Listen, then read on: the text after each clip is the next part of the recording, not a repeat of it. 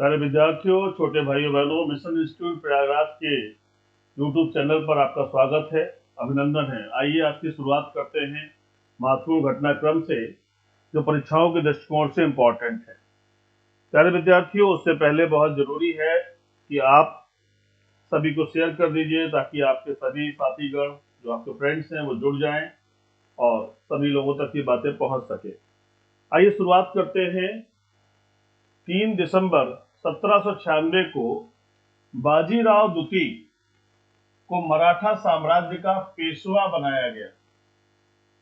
दूसरी महत्वपूर्ण खबर है, 1824 में अंग्रेजों ने मद्रास और मुंबई से कुमुक मंगाकर फिर कित्तूर का किला घेर लिया और 1829 में वायसराय लॉर्ड विलियम बेंटिक ने भारत में सती प्रथा पर रोक लगाई। ये इंपॉर्टेंट है, इतिहास के दृष्टिकोण से चर्चा भी हुई है हमारी।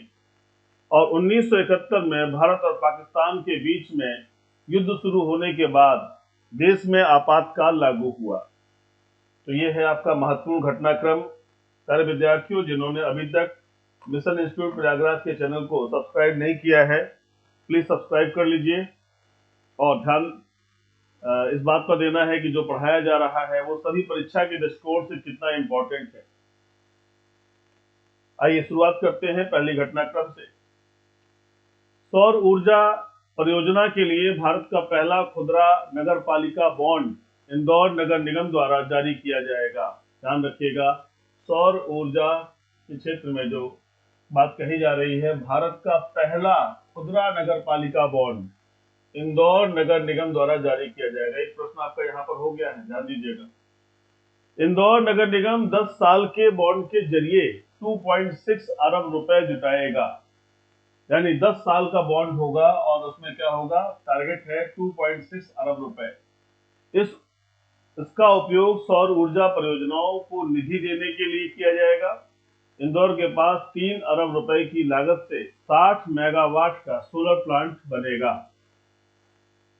3 अरब रुपए खर्च होंगे और 60 मेगावाट का एक सोलर प्लांट लगने जा रहा है। भारत के केंद्रीय बैंक ने स्थानीय प्राधिकरण से फंडिंग आवश्यकताओं को पूरा करने के लिए नगर पालिका बॉन्ड जारी करने पर विचार करने का आह्वान किया है। तो आपका एक सबसे अच्छा प्रश्न हो गया है कि पहला कौन सा होगा। पहला, तो पहले के लिए इंदौर नगर निगम की बात को ध्यान रखिएगा तो बहुत अच्छा रहेगा। सारे विद्यार्थियों, जिन्होंने अभी तक मिशन इंस्टीट्यूट प्रयागराज के चैनल को सब्सक्राइब नहीं किया है, प्लीज सब्सक्राइब कर लीजिए और बेल आइकन को भी प्रेस कर दीजिए ताकि हमारे द्वारा दी जा रही सूचनाएं आप तक आसानी से पहुंच सकें, आपके परीक्षा के लिए कुछ फायदेमंद हो सके, मददगार साबित हो सके। और अगर आपको अच्छा लगता है तो जरूर कमेंट करिए और हमें जरूर बताइए कि क्या आपको हमारे द्वारा दी गई जानकारी आपके प्रति लाभप्रद है या नहीं।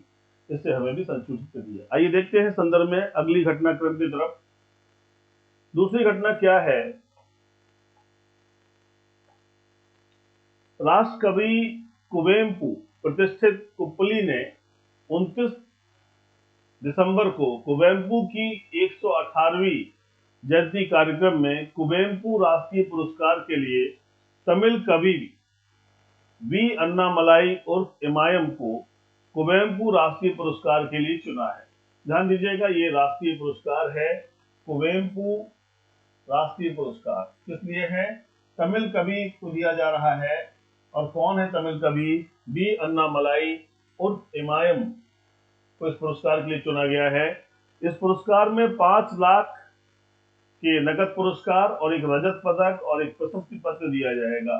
परीक्षाओं में ऐसे भी प्रश्न आते हैं, इनको भी ध्यान रखिएगा। एक रजत पदक और एक प्रशस्ति पत्र दिया जाएगा। तो आपके लिए नाम कौन सा इंपॉर्टेंट हो गया, नाम हो गया तमिल कवि वी अन्नामलाई उर्फ इमायम। ये नाम याद रखिएगा, ये परीक्षा के लिए इंपॉर्टेंट हो गया। तो एक आज की इंपॉर्टेंट खबर आपके पास थी, ध्यान रखिएगा। सारे विद्यार्थियों, इस संदर्भ में जो पीडीएफ है वो हमारे मिशन इंस्टीट्यूट प्रयागराज के नाम से जो हमारा चैनल है टेलीग्राम पर, उस पर अवेलेबल है। आप वहां से कलेक्ट कर सकते हैं और चीजों को देख सकते हैं, ये आपके लिए इंपॉर्टेंट होगा। आइए देखते हैं अगले घटनाक्रम पर। विश्व स्वास्थ्य संगठन ने भेदभावपूर्ण और नस्लवादी मामलों का हवाला देते हुए मंकी पॉक्स का नाम बदल करके एम पॉक्स कर दिया है। विश्व स्वास्थ्य संगठन, ध्यान दीजिएगा, ये बात कहाँ की हो रही है, विश्व स्वास्थ्य संगठन की हो रही है कि विश्व स्वास्थ्य संगठन ने क्या कहा है कि भेदभावपूर्ण और नस्लवादी मामलों का हवाला देते हुए मंकी पॉक्स का नाम बदलकर क्या कर दिया है, एम पॉक्स कर दिया है। तो ये परीक्षा के लिए प्रश्न हो गया। दोनों नामों का उपयोग 1 साल तक इस्तेमाल किया जाएगा, उसके बाद मंकी पॉक्स को चरणबद्ध तरीके से समाप्त कर दिया जाएगा। WHO ने कहा कि कई व्यक्तियों और देशों ने नाम बदलने का प्रस्ताव दिया है। नवंबर तक दर्जनों देशों में मंकी पॉक्स के 80,000 से अधिक मामले की पहचान की जा चुकी है। ये ध्यान दीजिएगा, पहचान की जा चुकी है। तो मंकी पॉक्स का नाम बदल करके क्या हो गया है, एम पॉक्स। याद रखिएगा, एम पॉक्स। एक क्वेश्चन ये आपका हो गया है, इसको याद रखिएगा।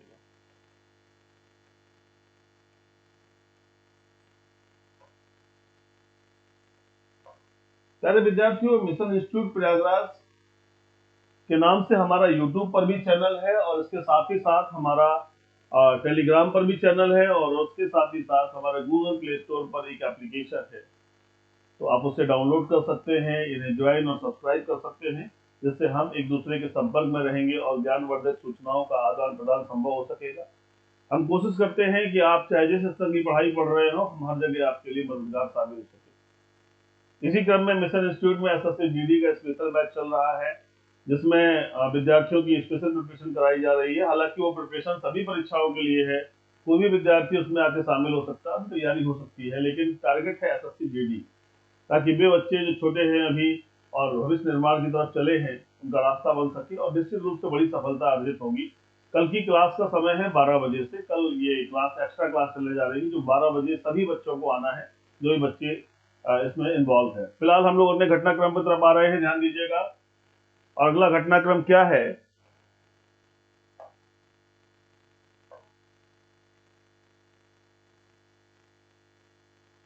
केंद्रीय पशुपालन, मत्स्य पालन और डेयरी राज्य मंत्री डॉक्टर संजीव कुमार बालियान ने देश में दूध उत्पादन में अनुकरणीय योगदान के लिए कृत्रिम गर्भाधान में शामिल किसानों,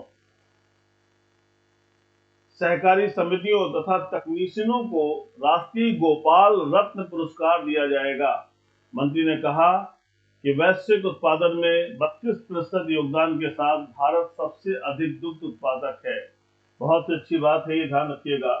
क्या कहा जा रहा है, 32% योगदान के साथ भारत जो है विश्व का सबसे बड़ा दुग्ध उत्पादक है। तो ये याद रखने लायक प्रश्न है। और जो पुरस्कार है वो है आपका राष्ट्रीय गोपाल रत्न पुरस्कार। ये परीक्षा के लिए प्रश्न बन जाएगा, तो ये पॉइंट याद करने लायक हो गया कि क्या भूमिका है 32% के साथ में हम जिसके विश्व के सबसे बड़े दुग्ध उत्पादक हैं। इसके साथ ही साथ हमें जो लोग इस क्षेत्र में कार्य कर रहे हैं उनके लिए, उनके इस प्रयास के लिए कहा जा रहा है कि इन्हें पुरस्कार से सम्मानित किया जाएगा। और वो पुरस्कार कौन सा होगा, राष्ट्रीय गोपाल रत्न पुरस्कार, ध्यान रखिएगा। अच्छा प्रश्न है,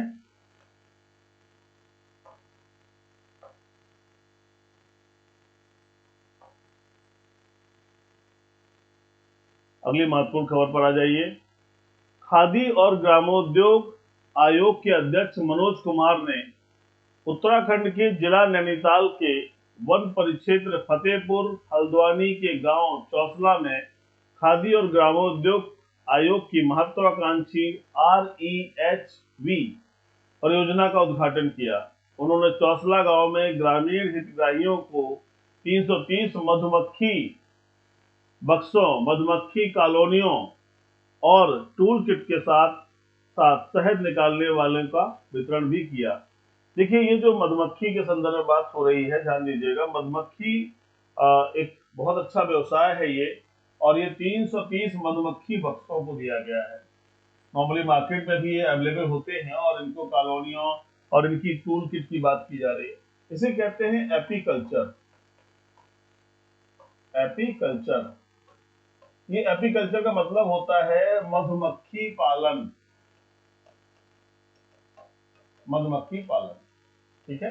तो ये मधुमक्खी पालन के उद्देश्य के लिए है और ये खास तौर से वो किसी भी क्षेत्र में इसको स्थापित कर सकते हैं। हम बॉक्स लगा सकते हैं, बॉक्स लगा के मधुमक्खी पालन कर सकते हैं और बहुत इजी वर्क है, लेकिन इंटरेस्ट होने की बात है। और हम ऐसे क्षेत्रों में जहां पर खेत होते हैं गाँव में जहाँ पर खेत होते हैं, बहुत तरह की मधुमक्खी से हम शहद तैयार कर सकते हैं। जैसे अगर हम सरसों के खेत में मधुमक्खी के बॉक्सेस को रख देंगे, तो उसमें क्या होगा, सरसों का इसेंस आ जाएगा। इसी प्रकार से अगर हम सहजन के खेत में रख देंगे तो सहजन का एसेंस आ जाएगा। इसी प्रकार से आंवले में रख देंगे तो आंवले की उसमें सारी चीजें आ जाएंगी। इसी प्रकार जितने प्रकार के हमारे फल हैं और जो फूल हैं, उनसे हमारे यहाँ पर मधुमक्खी उससे रस लेकर आएगी और वो आपको वहां पर मिलेगा। तो शहद का निर्माण इनके माध्यम से होता है। इस पूरी प्रक्रिया को क्या कहते हैं, एपीकल्चर। परीक्षाओं में पूछा जाता है, ध्यान रखिएगा।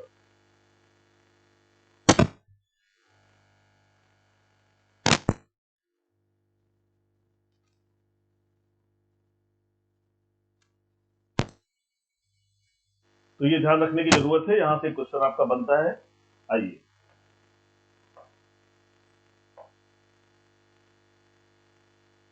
अगली महत्वपूर्ण खबर क्या है, गौर से देखिएगा।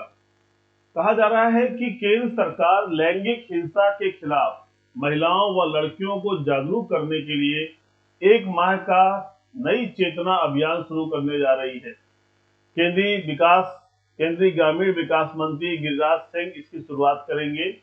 अभियान के तहत महिलाओं को हिंसा के खिलाफ उपलब्ध कानूनी व अन्य उपायों के बारे में जानकारी दी जाएगी। दिल्ली में आयोजित एक कार्यक्रम में केंद्रीय ग्रामीण विकास मंत्री गिरिराज सिंह ने एक जन आंदोलन बनाने के इरादे से शंखनाद किया है। देखिए, ये महिला हिंसा एक बड़ा मुद्दा है और इसको लेकर के बहुत सारी बातें समय के साथ आती रहती हैं। इसमें जो जन चेतना है, जो एक विषय है जन चेतना,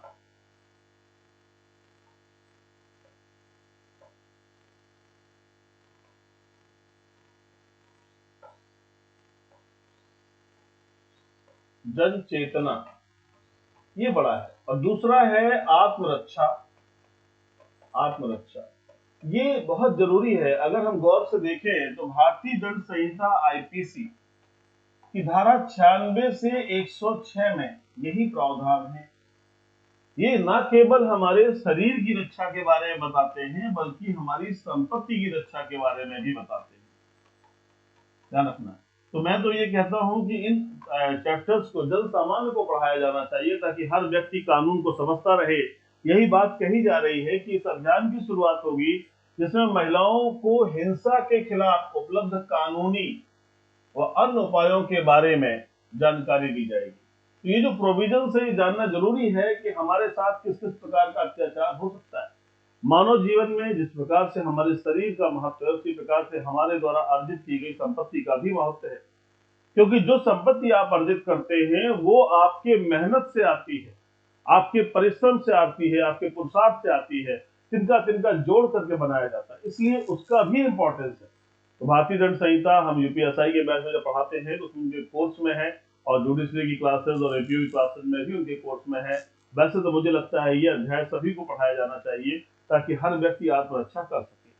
तो प्यारे विद्यार्थियों, ये एक केंद्र सरकार लैंगिक हिंसा कार्रवाई के खिलाफ क्या चीजें करने जा रही है, उसका जिक्र हमने आपसे किया है। प्यारे विद्यार्थियों, जिन्होंने अभी तक मिशन इंस्टीट्यूट प्रयागराज के चैनल को ज्वाइन नहीं किया है, प्लीज ज्वाइन कर लीजिए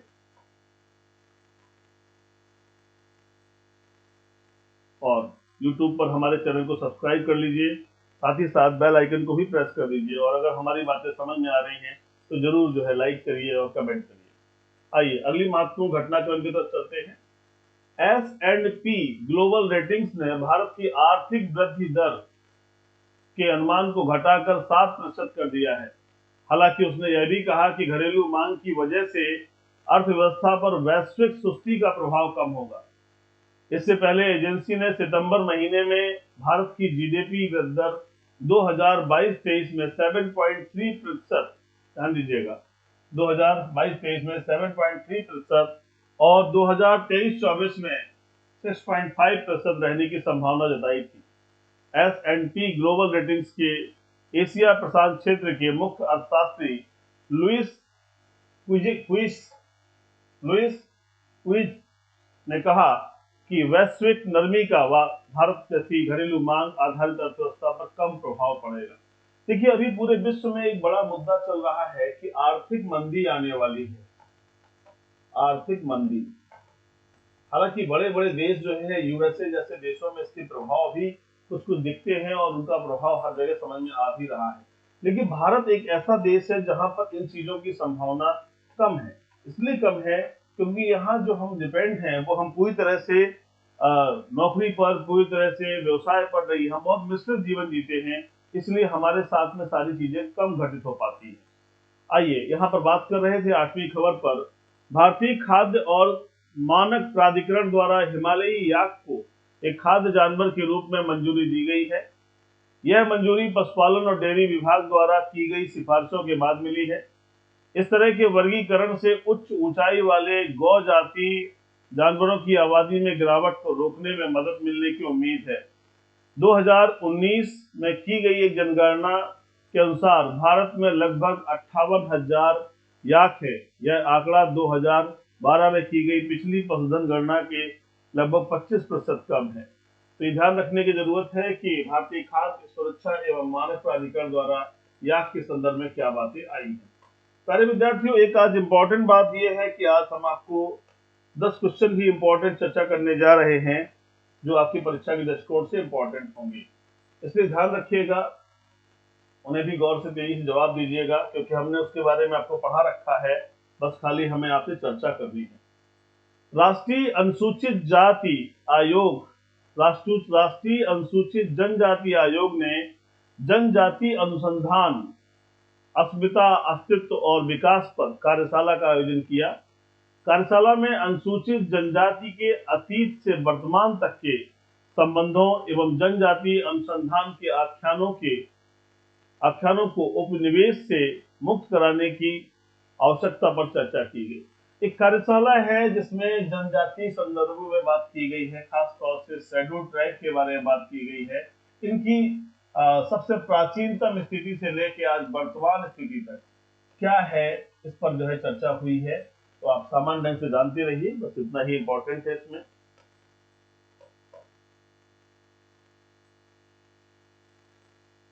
आइए अगली महत्वपूर्ण खबर की तरफ ध्यान देते हैं। भारतीय मूल के जर्मन नागरिक गुरदीप सिंह रंधावा, ध्यान दीजिएगा, भारतीय मूल के जर्मन नागरिक गुरदीप सिंह रंधावा जर्मनी में एक राजनीतिक दल की राज्य इकाई में चुने गए हैं। एशियन लाइट इंटरनेशनल ने बताया कि रंधावा CDU के सक्रिय सदस्य हैं। CDU के सक्रिय सदस्य हैं रंधावा जी। तो चर्चा में रहता है अक्सर कि कौन सा व्यक्ति कहाँ क्या हुआ है, तो नाम याद रखिएगा कि गुरदीप सिंह रंधावा। अभी हमने आपको कनाडा के संदर्भ में भी ऐसी ही चर्चा की थी और बताया था।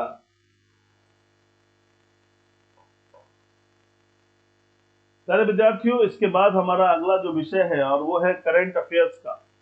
करंट अफेयर में क्वेश्चंस का। आज के लिए पहला क्वेश्चन क्या है, गौर से देखिएगा। पहला महत्वपूर्ण प्रश्न आपके सामने है कि विश्व कंप्यूटर साक्षरता दिवस हर साल कब मनाया जाता है। ऑप्शन ए 1 दिसंबर, ऑप्शन बी 2 दिसंबर, ऑप्शन सी 3 दिसंबर, ऑप्शन डी 4 दिसंबर। फटाफट आप जवाब भी दीजिए, आप अपनी रिप्लाई करिए, आपको जो आता है वो जरूर बताइए। जरूरी नहीं कि हर चीज सही ही हो जाए, लेकिन प्रयास हमें करना चाहिए। तो इसका देखिए सही आंसर क्या है। इसका सही आंसर है 2 दिसंबर। 2 दिसंबर को ये मनाया जाता है, इसलिए इसको याद रखिएगा, विश्व कंप्यूटर साक्षरता दिवस। कंप्यूटर आज के समय में बहुत आवश्यक हो गया है। जीवन के किसी भी पहलू में हम बिना कंप्यूटर के काम ही नहीं कर सकते। ऐसे में एक बड़ी समस्या है। समस्या ये है कि जो लोग थोड़ी सी एज जिनकी ज्यादा है या जो इन चीजों से जुड़े नहीं हैं, उन्हें बहुत सामना करना पड़ता है। आज हर काम कंप्यूटराइज्ड हो गया है। पढ़ाई पूरी देखिए ऑनलाइन हो गई है। आप देख रहे हैं कि मटेरियल्स जो है वो ऑनलाइन आपके पास PDF फॉर्मेट में आ रहे हैं। आज से 10 साल पहले ये सब नहीं था। मोबाइल पर सारी घटनाक्रम आपके पास है, सारे बैंक अकाउंट है, सारा सिस्टम है, सारी एप्लीकेशन है, सारे कंपटीशन के फॉर्म है, यहाँ तक की परीक्षा भी आपकी कंप्यूटर पर आधारित है। तो हर चीज आपकी कंप्यूटराइज हो रही है और इससे बहुत बड़ा फायदा यह है कि समय की बचत होती है, भाग दौड़ कम होती है और इसके साथ ही साथ पेपर भी बचता है, क्योंकि पेपर कहीं ना कहीं पौधों से, पेड़ों से काट के लाया जाता है। तो कंप्यूटर साक्षर होना आज के समय में उसी प्रकार से जरूरी है जिस प्रकार से खाना खाना है, जिस प्रकार से पढ़ना है, जिस प्रकार से जीवन जीना है। तो आइए देखते हैं, ये आपका प्रश्न था और इसका उत्तर है 2 दिसंबर। विश्व कंप्यूटर साक्षरता दिवस हर साल 2 दिसंबर को मनाया जाता है। इस दिन को विश्व कंप्यूटर साक्षरता दिवस के रूप में मनाया गया, ताकि दुनिया भर में कम सेवा वाले समुदायों में जागरूकता पैदा की जा सके, डिजिटल साक्षरता को बढ़ावा दिया जा सके। इसका उद्देश्य उन्हें और अधिक सीखने और कंप्यूटर के उपयोग से अपने काम को आसान बनाने के लिए प्रेरित करना है। इसका उद्देश्य है जागरूकता। सबसे बड़ा विषय होता है जागरूक करना। कंप्यूटर के प्रति जागरूकता अगर आएगी तो काम आसान होंगे, बस यही एक बड़ा उद्देश्य है।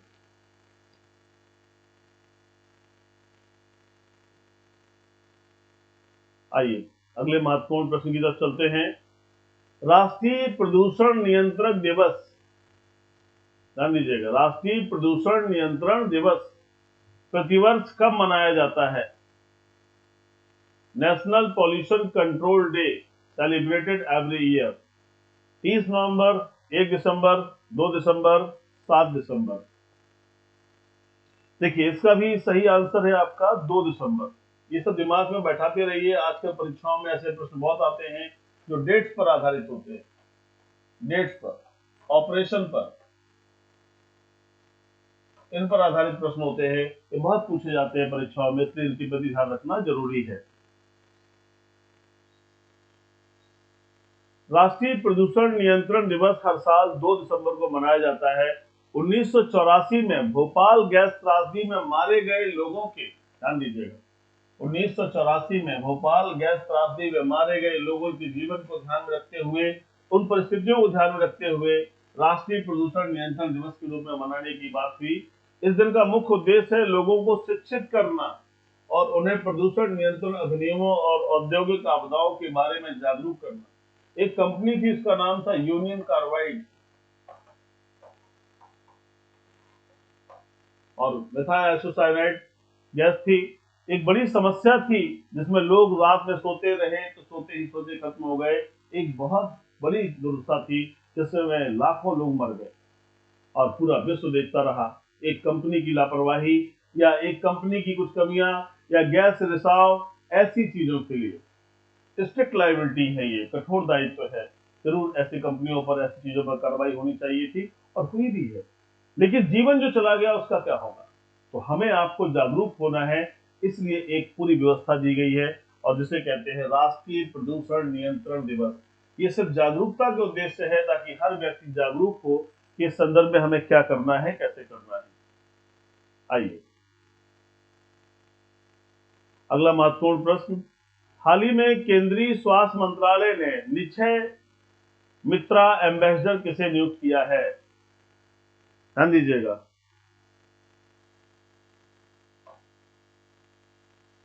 प्रश्न ये है, निक्षय मित्रा एम्बेसडर किसे नियुक्त किया गया है? Option A doctor Deepa Malik, option B Neeraj Chopra, option C PV Sindhu, option D PT Usha. बहुत अच्छा प्रश्न है, अगर आपको जानकारी हो तो जरूर जवाब दीजिए।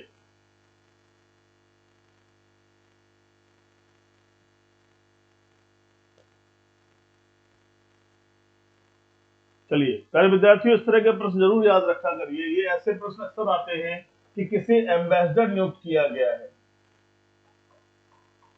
ये प्रश्न बहुत आता है परीक्षाओं में, तो इसको भी याद रखिएगा। इसका आंसर है डॉक्टर दीपा मलिक, ये आंसर है, याद रखिएगा। केंद्रीय स्वास्थ्य मंत्रालय ने भारत की पैरालंपिक समिति की अध्यक्ष डॉक्टर दीपा मलिक को निक्षय मित्रा एम्बेसडर नियुक्त किया है। उन्होंने प्रगति मैदान नई दिल्ली में 41वें भारत अंतर्राष्ट्रीय व्यापार मेले में स्वास्थ्य मंत्रालय की टीबी जागरूकता गतिविधियों में भी भाग लिया और निक्षय मित्र प्रधानमंत्री टीबी मुक्त भारत अभियान के तहत एक पहल है। तो ध्यान रखिएगा, निक्षय मित्र शब्द जैसे ही आपके पास आता है तो उसका उत्तर क्या होगा? डॉक्टर दीपा मलिक। डॉक्टर दीपा मलिक नाम याद रखिएगा। कहा गया है president of Paralympic committee of India, इसको ध्यान रखिएगा। चौथा इंपॉर्टेंट क्वेश्चन है, फिर परीक्षाओं में इस तरह के प्रश्न आए, ध्यान रखिएगा। क्या कहा जा रहा है? अंतरराष्ट्रीय दास प्रथा उन्मूलन दिवस हर साल कब मनाया जाता है? अंतरराष्ट्रीय दास प्रथा उन्मूलन। दास के बारे में आप जानते हैं, दास क्या है? दास का मतलब ऐसा व्यक्ति, देखिए चित्र दिखाया जा रहा है, ये दासों की दशाएं थी। ऐसे देखिए, ये बंदूक लेके आदमी चल रहा है, रस्सी में बंधे हुए हैं 10 लोग, आपने देखा होगा। ये सब क्या है? ऐसे ही आप देखे होंगे कि फिल्म आई थी बाहुबली। बाहुबली में जब आप देख रहे थे कि भल्लाल देव की जब प्रतिमा लग रही थी, तो उस प्रतिमा को ऊपर खड़ा करने के लिए कितने लोग लगे थे लाइन में। वो सब कौन थे? एक दास की तरह, एक गुलाम की तरह जीवन जीते। गुलामी बहुत खराब विषय है, गुलामी में रहना ही खराब विषय है, कल्पना ही खराब विषय है। और ऐसा हमारे भारत में भी हमने बहुत वर्षों तक जीवन जिया। लेकिन जो ये दास है, ये और भी खराब है। गुलाम खरीदे जाते थे, कुतुबुद्दीन ऐबक, इल्तुतमिश, ये सब आप देख रहे थे कहानियों को, इतिहास से पढ़ा है आपने। खरीदे जाते थे और खरीद करके उनसे वो कराया जाता था जो आप चाहते थे। इस तरह की प्रथा, तो एक सोच है ये, अपने आप को सुप्रीम बताने की सोच। तो अंतर्राष्ट्रीय दास प्रथा उन्मूलन दिवस हर साल कब मनाया जाता है? तो 30 नवंबर, 1 दिसंबर, 2 दिसंबर, 7 दिसंबर। प्यारे विद्यार्थियों, इसका सही आंसर है 2 दिसंबर।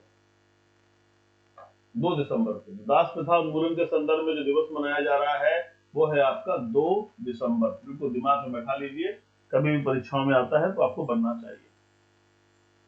प्रतिवर्ष 2 दिसंबर को अंतर्राष्ट्रीय दास प्रथा उन्मूलन दिवस मनाया जाता है। इस दिवस को मनाए जाने का मुख्य उद्देश्य संपूर्ण विश्व से दास प्रथा को समाप्त करना है।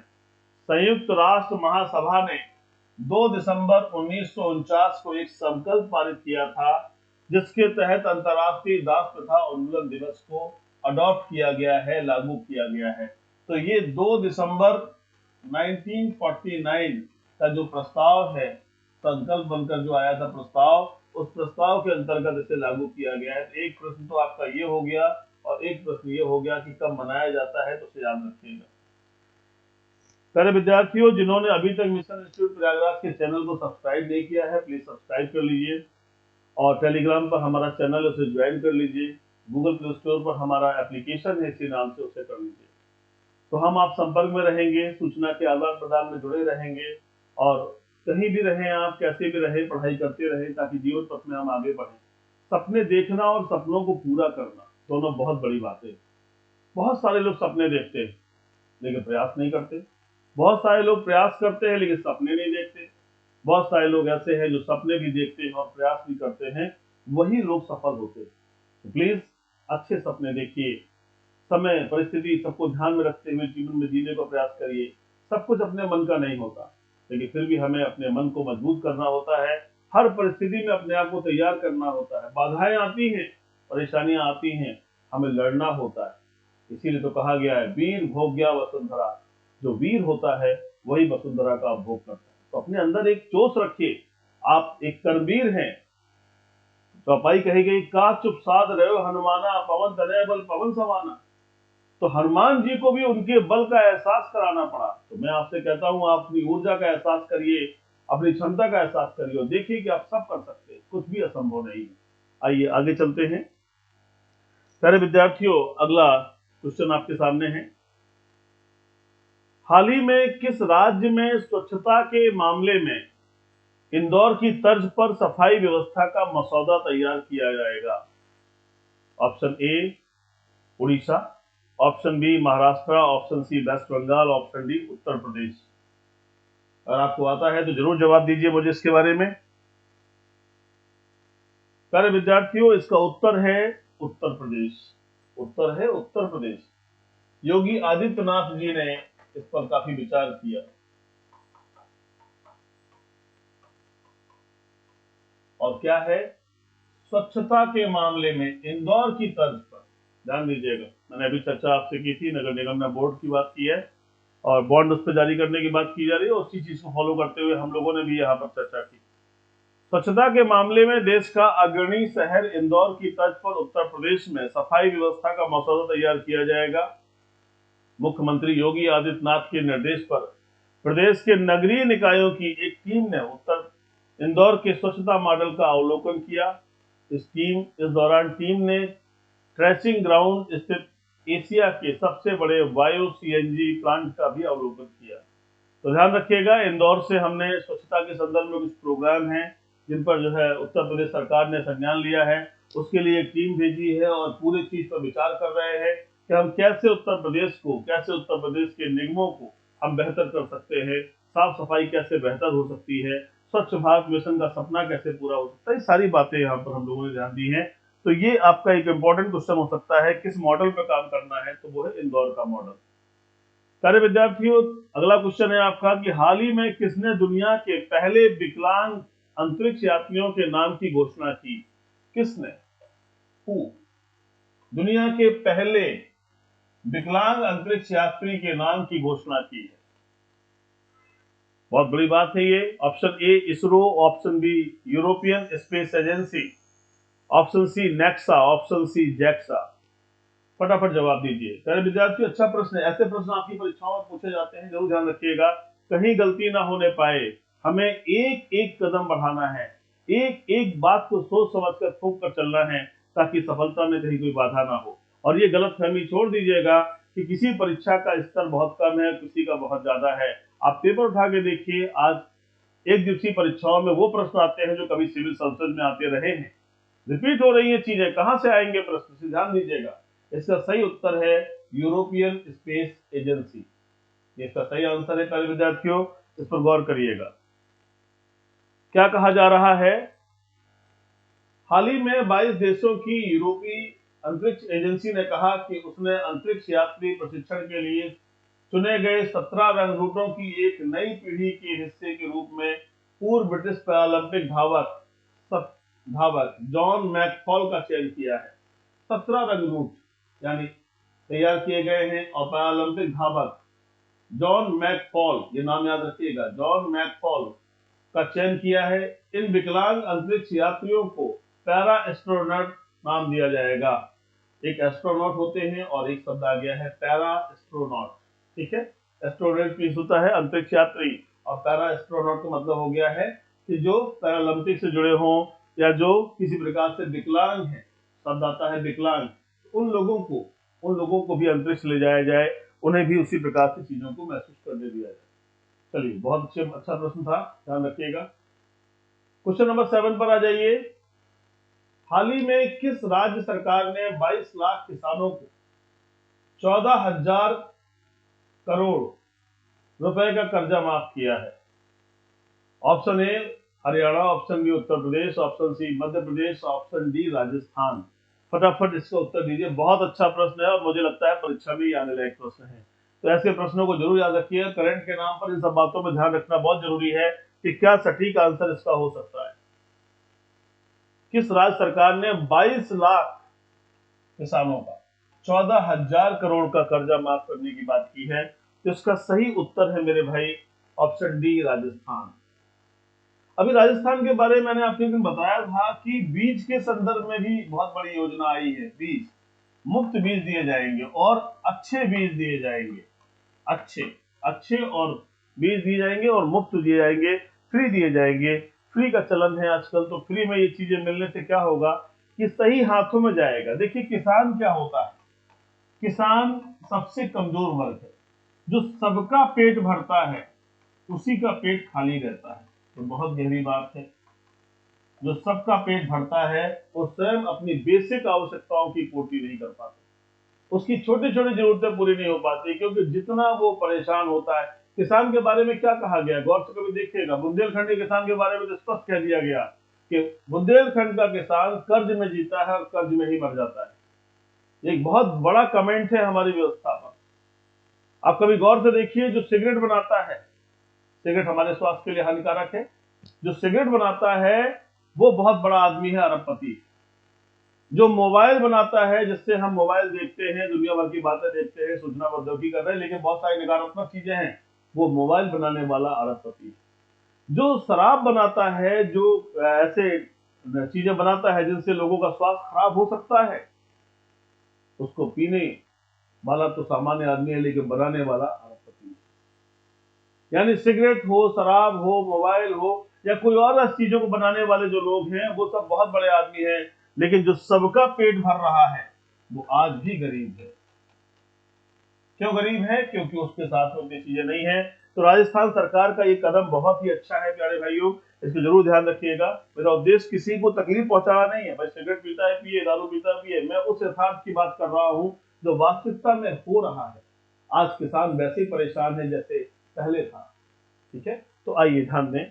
हाल ही में राजस्थान सरकार ने 22 लाख किसानों का 14,000 करोड़ रुपए का कर्जा माफ किया है, जिसमें 90% कर्ज बैंक ने माफ कर दिया है और 10% किसान ने दिया है।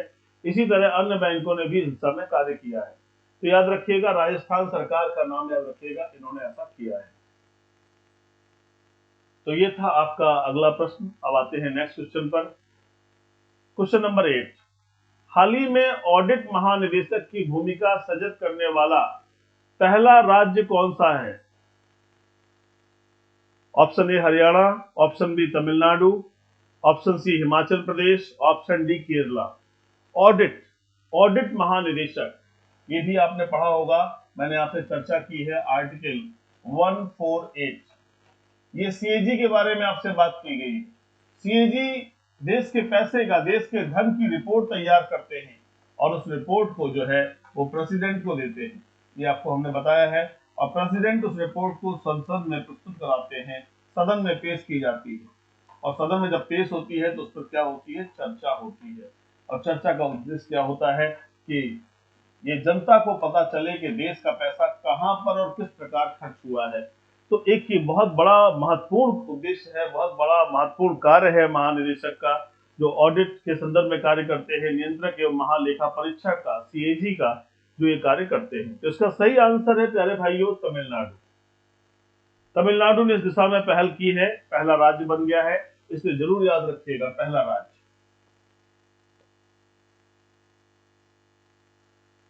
तमिलनाडु भारत में लेखा परीक्षा महानिदेशक की भूमिका सृजित करने वाला पहला राज्य है।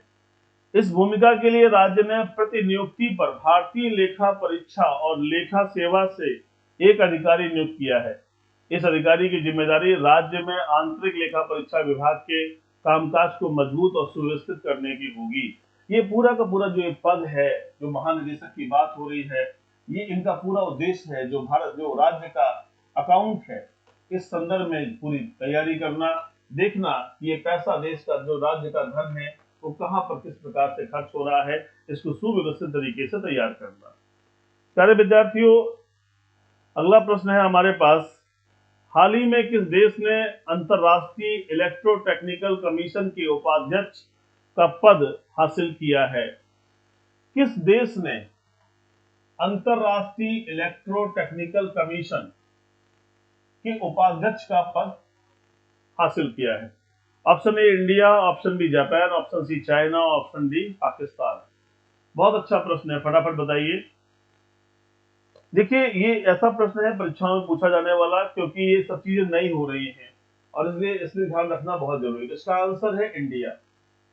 एक बड़ा नाम है, इन्हें कहते हैं हम लोग बिमल महेंद्र जी। इस अंतरराष्ट्रीय मंच पर अब बिमल महेंद्र भारत का प्रतिनिधित्व करेंगे। हाल ही में भारत में 2023 से 2025 के कार्यकाल के लिए इंटरनेशनल इलेक्ट्रोटेक्निकल कमीशन के वाइस प्रेसिडेंट एवं स्ट्रेटेजिक मैनेजमेंट बोर्ड का पद हासिल कर लिया है। IEIC में भारत के प्रतिनिधि और भारतीय मानक ब्यूरो की विभिन्न तकनीकी समितियों को चुना गया है। तो ये नाम याद रखिएगा और ये उपाध्यक्ष की पोस्ट याद रखिएगा, ये इंपॉर्टेंट है। प्यारे विद्यार्थियों, जिन्होंने अभी तक मिशन इंस्टीट्यूट प्रयागराज के चैनल को सब्सक्राइब नहीं किया है, प्लीज सब्सक्राइब कर लीजिए, बेल आइकन को भी प्रेस कर दीजिए। अगर आपको हमारी बातें, हमारे विचार और जो मैं आप तक पहुंचाने का प्रयास कर रहा हूं वो अच्छा लग रहा है, समझ में आ रहा है, तो जरूर लाइक करिए, कमेंट भी करिए। आपका एक कमेंट, एक लाइक हमारे मनोबल को बढ़ाता है, हमारे अंदर इस फीलिंग को डेवलप करता है कि जो हम कार्य निःशुल्क रूप से कर रहे हैं, आप तक पहुंचाने का प्रयास कर रहे हैं, वो कहीं ना कहीं सकारात्मक है, आपके प्रति लाभप्रद है। जरूर बताइए सारी चीजें कैसी है और आप कहाँ से देख रहे हैं हमें, कहाँ से आप सारी चीजों को पढ़ रहे हैं, कहाँ से आप किस जगह पर है, किस राज्य में है, कहाँ पर है, किस गांव में है, कहाँ पर घर है, जरूर बताने का प्रयास करिए ताकि हम भी अवगत हो सके कि हमारे विद्यार्थी या हमसे जुड़े हुए लोग कहाँ कहाँ पर हैं। फिलहाल अगले प्रश्न पर हम लोग आते हैं।